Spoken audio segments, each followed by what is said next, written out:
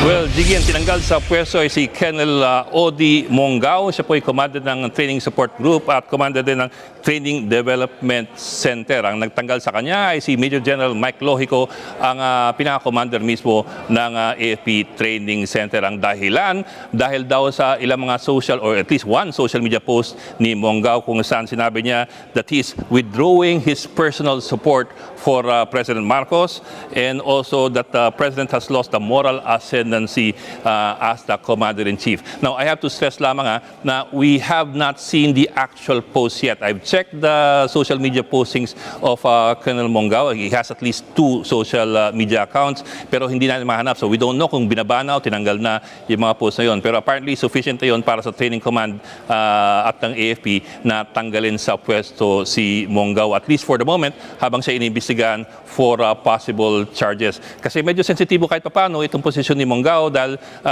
itong training command kung saan siya yung commander ng training support group at ng training development center ay yung mismo naguhulma ng pag-iisip ng mga sundalo at ng mga opisyal ng militar.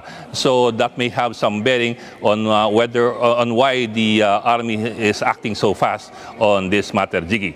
At Bok, anong magiging posibleng parusa kay Colonel Mongao? Well, Jiggy, sa ordinaryong tao siguro walang parusa yan, pero iba kasi ang mga patakaran pagdating sa mga sundalo at opisyal ng militar.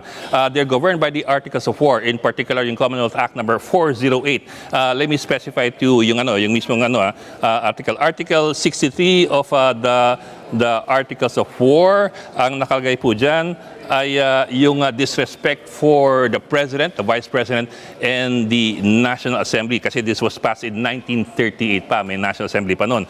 So any contemptuous or disrespectful words uttered against the President, the Vice President, and the National Assembly ay maaring parusahan. As well, Article 64 ng Articles of War, disrespect towards a superior officer. Maaari nitong mangyari a possible dismissal from the service and whatever punishment a court-martial may decide in this particular case. So, yun ang mga posibilidad na pwede mangyari kay Colonel Mongao.